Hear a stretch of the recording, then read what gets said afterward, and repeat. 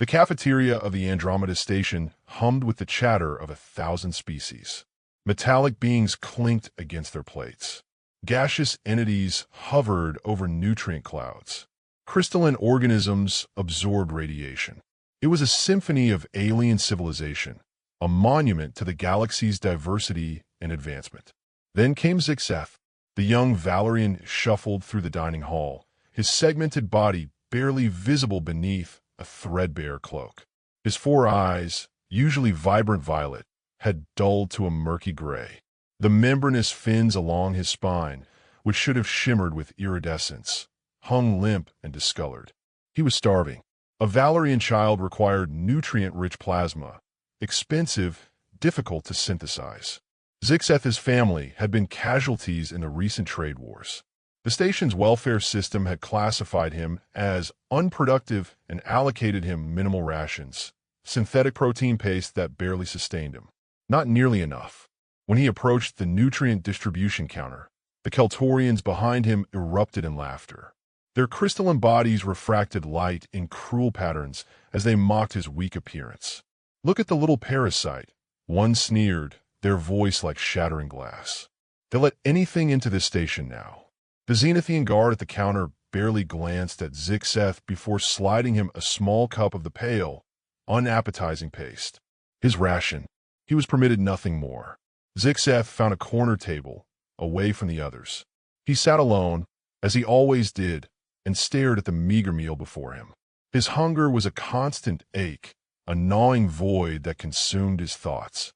He picked at the paste with a trembling appendage, forcing himself to eat slowly, making it last. He didn't notice the human watching him. Dr. Sarachon had arrived at Andromeda Station 6 months ago, the first of her kind ever to work here. Humans were new to the galactic community, a species only recently discovered and grudgingly accepted. Sarah had fought hard for her position as a xenobiologist, determined to prove her species' worth despite the skepticism and prejudice she faced daily. But she saw things others didn't. Sarah observed how the other species dismissed Zixeth. She noticed how he counted every morsel, how his movements grew slower and more labored each day. She saw a child in crisis, and it stirred something in her, something uniquely human. That evening, Sarah prepared her meal with unusual care. She had access to better rations than most.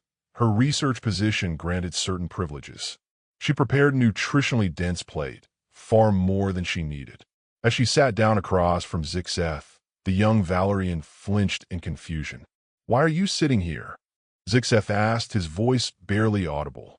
"Because no one should eat alone," Sarah replied simply.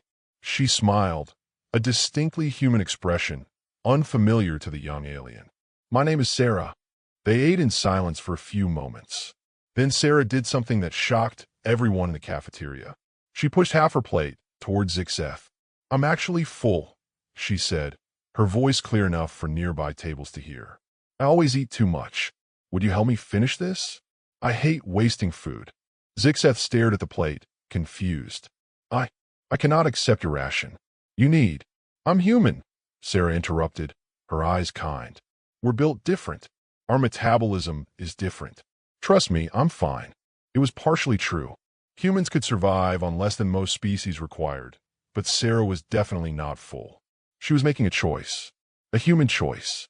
Around the cafeteria, conversation stopped. Beings of all species turned to watch. A human, a newcomer, an outsider, was sharing food with an unwanted child. Voluntarily, the Keltorians exchanged confused glances. The Zenithians whispered among themselves. A few other species remained indifferent, but something had shifted in the air. Zixeth ate slowly, savoring each bite. Tears formed in his compound eyes. "Why?" he finally asked. "Because you matter," Sarah said. "Because no being, no matter how small, how different, how inconvenient, should starve while others feast. Because that's what humans do. We take care of each other. We share."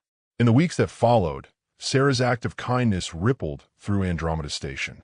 Other humans, arriving in increasing numbers, began similar practices. They shared meals with isolated species. They noticed the overlooked.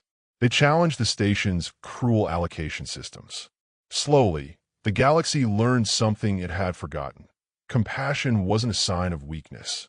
It was a sign of strength, the strength to see another being's suffering and choose to alleviate it. Zixeth survived. He thrived. And years later, when he became a brilliant xenobiologist himself, his first research focused on studying human behavior. Because humans, this peculiar new species, had taught the galaxy's oldest civilizations something revolutionary. That abundance means nothing if it hoards itself away, but sharing, real, sacrificial sharing, could change entire worlds.